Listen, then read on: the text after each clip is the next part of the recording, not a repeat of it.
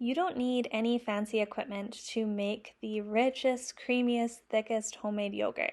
In today's video, I'm going to be showing you how I make homemade yogurt for my family using really minimal equipment and how it turns out every single time.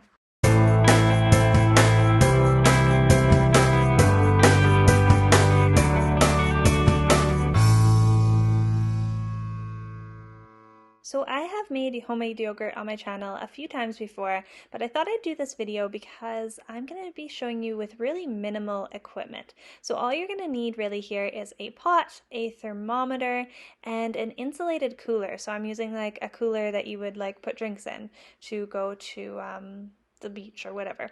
So the first thing that you are going to do is you're going to heat your milk up to 180 degrees Fahrenheit. So this, I just do it over top of the stove.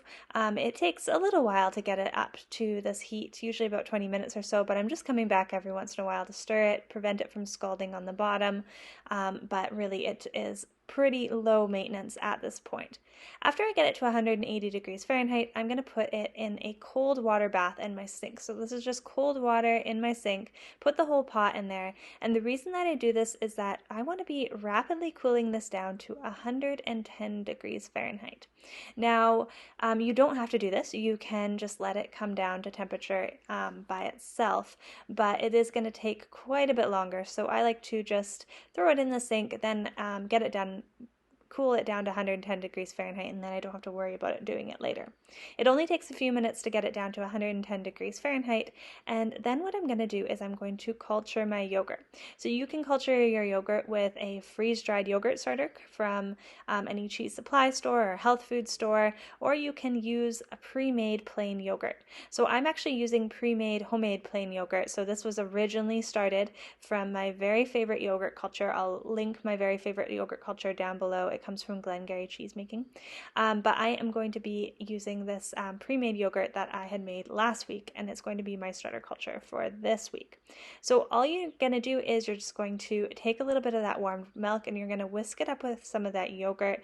The ratio that you want to be using is a 1/4 cup of yogurt for a gallon of milk. So you're going to just do that ratio, whisk it all up so that there's no lumps, and then you're going to add it into your yogurt pot and just whisk that up so that it's well combined. Once I get it all well combined, I've got a bunch of clean jars you can see here, and I'm going to take that cultured milk and I'm going to put it into the jars. So I like to do this. You can ferment it straight in the pot. You don't have to put it into the jars, but I like to do this because I find that it is cleaner. Obviously not today. You can see I'm spilling some of the milk, but I find that transferring it to the jars that you're going to store it in is way cleaner to do with liquid milk versus yogurt that has already coagulated. So just a little hack that you can do if you want. While I'm doing this, I pop the yogurt jars into the cooler just so that they can stay warm. Warmth is everything when you are making yogurt. You don't want that milk to decrease down from 110 degrees Fahrenheit. If it goes lower than 110 degrees Fahrenheit, you're going to have a lot harder time getting a nice thick yogurt.